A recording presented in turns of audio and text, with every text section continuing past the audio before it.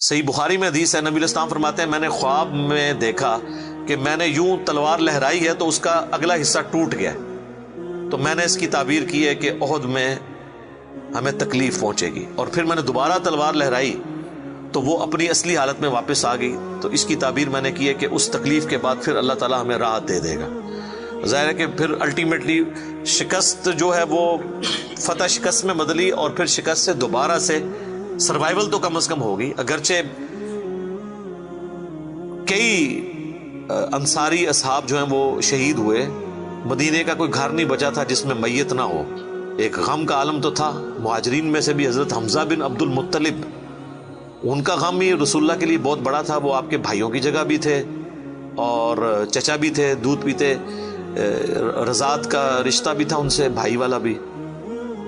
Army chief بھی تھے، بدر میں بھی احد کے اندر بھی، تو حضور کے لیے وہ بھی غم بہت تھا۔ حضرت حمزہ بن عبد المطلب کا غم اتنا بڑا غم تھا کہ صحیح بخاری میں ایک پورا چیپٹر ہے غزوہ احد کے چیپٹر کے اندر نا، اس کا عنوان ہی ہے حضرت حمزہ بن عبد المطلب کی شہادت، اور اس میں وہ لمبی حدیث ہے واشی کے بارے میں۔ دو تابعین جو ہے وہ واشی کو ملنے کے لیے جاتے ہیں، وہ شام میں شفٹ ہو چکے ہوتے ہیں، اور ان سے جا کے حضرت حمزہ کا قتل کے بارے میں پوچھتے ہیں، تو واشی بتاتے ہیں کہ جی میری یعنی ڈیوٹی لگائی گئی تھی جبیر بن مطعم کی طرف سے۔ خیر وہ جبیر بن مطعم بعد میں وہ بھی مسلمان ہو گئے، وہ بھی صحابی ہیں، اور ہند جو بیوی تھی ابو سفیان کی، اس نے اپنے باپ کا بھائیوں کا بدلہ لینا تھا، تو وہ کہتے ہیں میں ایک پتھر کے پیچھے چھپ گیا اور میں انتظار میں رہا کہ میں موقع ملتے ہی سامنے آ کے وہ نہیں لڑا، اس نے چھپ کے جو ہے نا وہ نیزے کا وار کیا، اور وہ کہتے ہیں ناف والی جگہ پہ میں نے نیزہ مارا اور وہ آر پار ہو گیا، اس کی وجہ سے حضرت حمزہ کی ڈیتھ ہو گئی۔ اور پھر کہتے ہیں میں جب مسلمانوں کو اللہ نے غلبہ دیا تو میں مکہ بھی چھوڑ کے یعنی فتح مکہ کے بعد طائف چلا گیا، طائف میں نے سکونت اختیار کر لی، تو بالآخر طائف میں بھی اسلام پہنچ گیا، وہاں کے قبائل نے بھی اسلام قبول کر لیا، چاروں ناچار میرے پاس کوئی حل نہیں تھا، تو مجھے میرے ساتھیوں نے کہا کہ رسول اللہ معاف کرنے والے ہیں، تم حضور کے سامنے پیش ہو، اللہ تعالیٰ تمہاری غلطی معاف کر دے گا، تو میں بھی ان لوگوں کے ساتھ چلا گیا۔ اب وہ نبی علیہ السلام کے سامنے پیش ہوئے، صحیح بخاری کے الفاظ ہیں کہ نبی علیہ السلام نے پوچھا واشی، کہا یا رسول اللہ واشی ہوں، قاتل حمزہ، کہا یا رسول اللہ۔ آپ امیجن کریں، آپ فرمایا کہ واشی تیرا جو یہ عذر ہے میں اس اعتبار سے اسلام قبول کرتا ہوں، لیکن کیا تم یہ کر سکتے ہو کہ مجھے اپنی شکل دوبارہ نہیں دکھانی؟ اچھا یہ حضور کا ہی حوصلہ تھا، ادروائز تو اس کا گاٹا اترنا چاہیے تھا، ٹھیک ہے، کیونکہ اب جب کہ غلبہ اسلام کا ہو گیا اس کے بعد اسلام قبول کرنا، لیکن حضور کی شفقت تھی۔ لوگ اگلے جملے کو تو دیکھتے ہیں کہ حضور نے کہا مجھے شکل نہیں دکھانی، اور وہ یعنی سمجھتے ہیں کہ شاید حضور نے سختی کی ہے یا ایک فنیٹک اپروچ ہے، ایسا نہیں ہے۔ آپ دیکھیں کسی کی جان بخشی ہو گئی ہے، یہ چھوٹی بات ہے۔ تو اس پہ میں اکثر جملہ بولا کرتا ہوں کہ چچا سے زیادہ انسان کو اپنی اولاد سے محبت ہوتی ہے۔ قاتلین حسین جو ہیں، قاتلین حسن ہیں،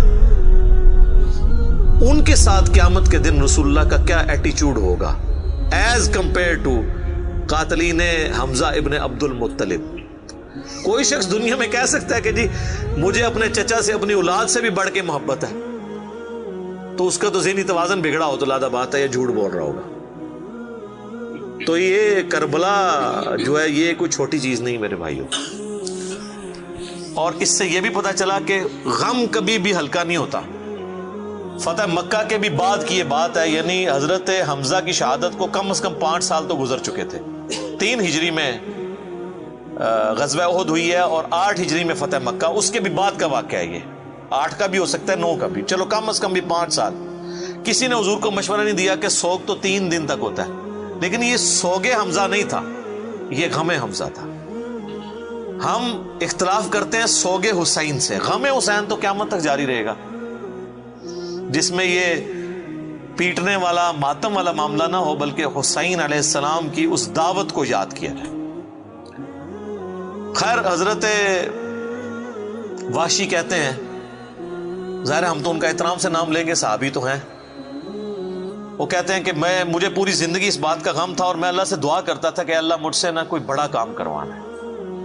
تو بخاری کے الفاظ ہیں، وہ کہتے ہیں جب مسیلمہ کذاب نے دعوی نبوت کیا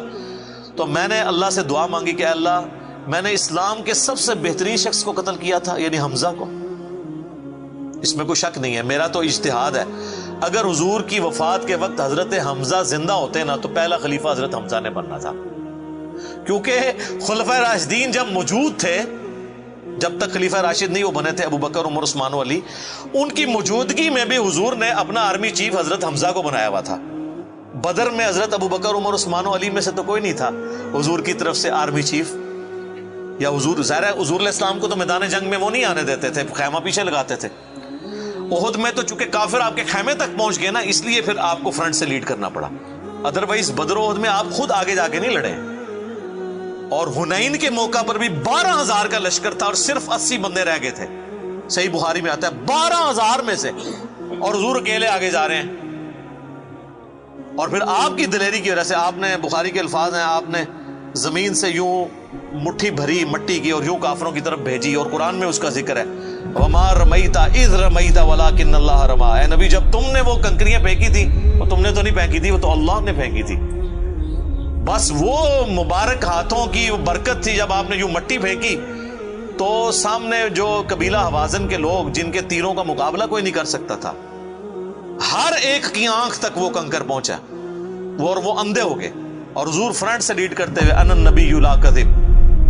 میں نبی ہوں اس میں کوئی شک نہیں، میں عبد المطلب کا بیٹا ہوں اس میں کوئی شک نہیں، یہ آپ علیہ السلام یہ اشعار پڑھتے ہوئے آگے گئے۔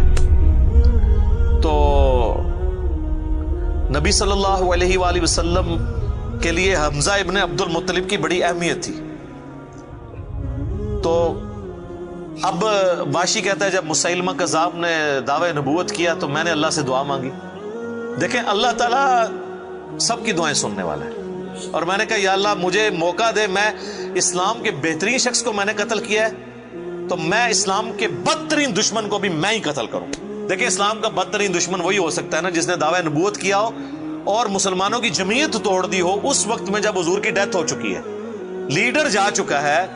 اور پیچھے مینجمنٹ کو کمزور کرنے والی بات ہے ہزاروں لوگوں کا مرتد ہو جانا۔ تو وہ کہتے ہیں کہ میں جب جنگ یمامہ کے لیے ندا کی گئی تو میں بھی اس لشکر میں شامل ہوا، اور میں نے اپنے وہی نیزہ جس سے حضرت حمزہ کو مارا تھا، سر عمر سیریز میں انہوں نے یہ سین فلمائے ہیں، وہ نکالا اور اللہ سے مانگا، اور کہتے ہیں میں نے دیکھا کہ وہ گھنگریالے بالوں والا جو ہے وہ اونٹ کی رنگت کا اس کا جسم وہ دیوار کے ساتھ ٹیک لگائے ہوئے کھڑا ہے، تو میں نے پوچھا کہ وہ مسیلمہ کذاب کون سا ہے، تو انہوں نے بتایا یہ ہے۔ انہوں نے دور سے اس کو مارا، ان کا نشانہ تو بڑا زبردست تھا، تو وہ مارا گیا اور گر پڑا زمین کے اوپر اس نیزے کے وار سے۔ پھر ایک انصاری صحابی نے آگے بڑھ کے اس کی گردن کاٹ دی۔ تو پھر وہ کہتے تھے کہ مجھے اللہ سے امید ہے کہ اللہ تعالیٰ اس نیکی کی برکت سے میری وہ غلطی معاف کر دے گا۔ ٹھیک ہے، ویسے تو اسلام لانے ہی غلطی معاف کر دیتا ہے، صحیح مسلم میں حدیث ہے کہ ایمان لانا پچھلے کے گناہوں کو معاف کر دیتا ہے، لیکن سر کچھ گناہ بہت بڑے لیول کے ہوتے ہیں، اس کے لیے بہت بڑے لیول کی نیکی چاہیے ہوتی ہے اس کی کمپنسیشن کے لیے، چونکہ حضور بھی تو اس اعتبار سے تو حضرت واشی حضور کے سامنے نہیں آتے تھے نا۔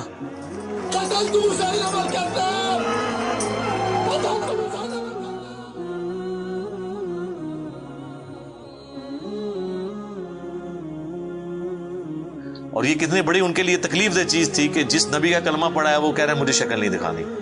آپ اس تکلیف کو سوچ سکتے ہیں۔ ہاں اب میں یہ سمجھتا ہوں، اللہ سے امید کرتا ہوں کہ قیامت والے دن حضرت واشی حضور کے سامنے